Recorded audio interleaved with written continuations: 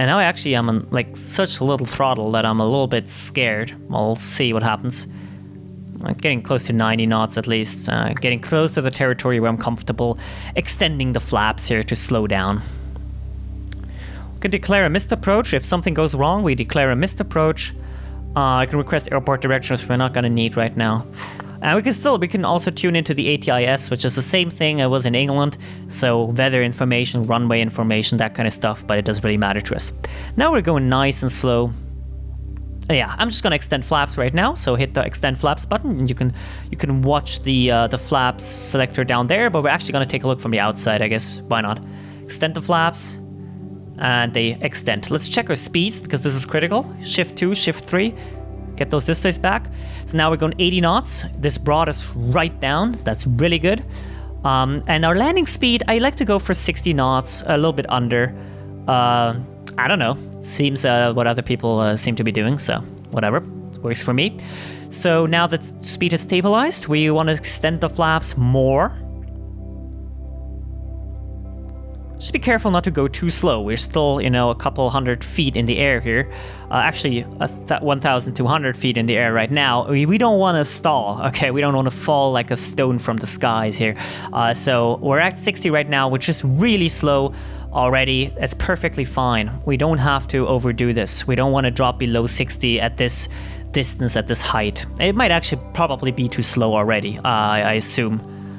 But yeah, I'm still learning. Let me know if you know better. It'll be cool. Actually, I am going to bring a little bit of throttle back here. So I'm just a little bit more throttle. Because we're too slow. We want to be at 60, but not quite yet. The runway is still, 3 nautical miles away, according to GPS. Or 2, according to the distance measuring equipment.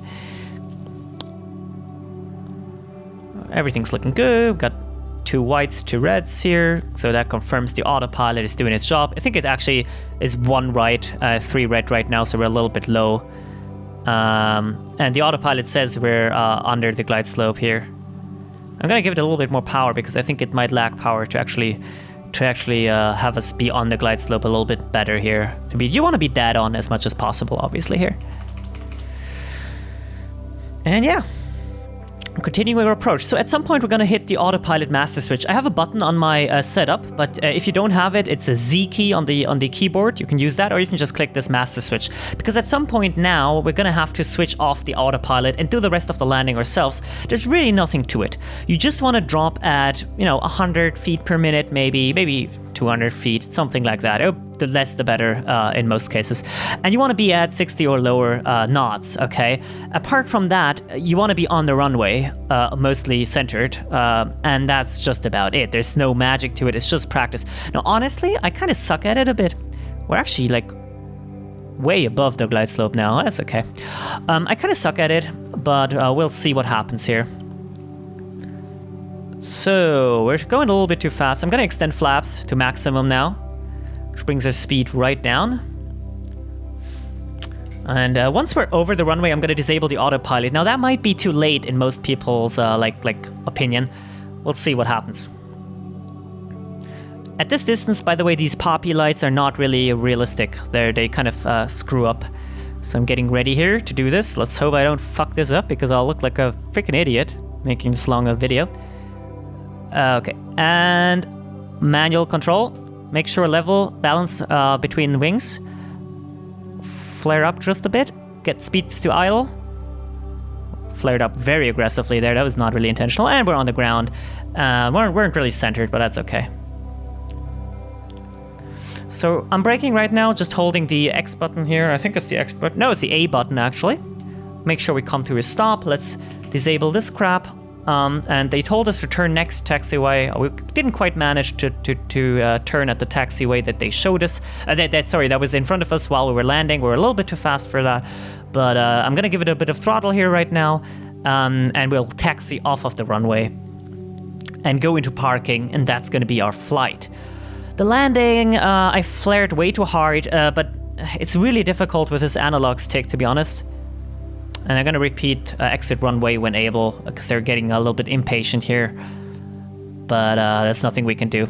We're just not quite that fast on the ground. So yeah, I'm using the rudder controls again. Remember, we're not using these to turn. We're using the rudder. And apart from that, it's all good. I think I forgot to turn the landing light on, didn't I? I think we were flying without landing lights this entire time, but now it's delayed anyway, so that's not a big deal. They're gonna remind us to exit the runway again here, but we see the taxiway in front of us. So taking throttle away because we're going almost 40, which is way too fast. I'm gonna actually brake down a little bit, hit the brakes a little bit. Right, you never want to overspeed. That's the dumbest way to crash your plane by far. Let's turn on the next taxiway. And now they tell us to contact ground. Acknowledge ground handoff. Keep taxiing. And we're gonna park the plane. Give it a bit more throttle again. All right. I'll acknowledge that. And then we can turn on progressive taxi and we'll get our nice arrows back again. I should probably make an attempt to at least stay on the yellow ruler line there on the ground. But yeah, landing was okay, I guess, for me. I mean, it's gonna be like 1,000 things wrong with it. I assume I turned the autopilot off way too late, and I don't think I came in quite well. I was like, first I was way below the glide slope, and then I was way above. I have no idea. Please educate me if you know better. That would be cool. But as I said in the beginning, probably just don't be a dick about it because that's just not necessary. I know I'm very new. 20 hours, as I said, on this. I've never done anything like this in my life. And yeah, I was a flight. You should know the basics of flying this aircraft now. At least you're on my level, which yeah is still a newbie, but hopefully you learned a couple of things. That's the way I fly right now. I don't know, I want to try and make another video about flying like a bigger airplane, but I have a lot to learn on that. I've crashed 747s in pretty spectacular ways so far, so I'm not sure. We'll see. Thank you for tuning in though. Hopefully you have a little bit of pleasure from this kind of stuff, just like I have. If not, then that's fine as well. Until next time, my name is Nihil, and bye-bye.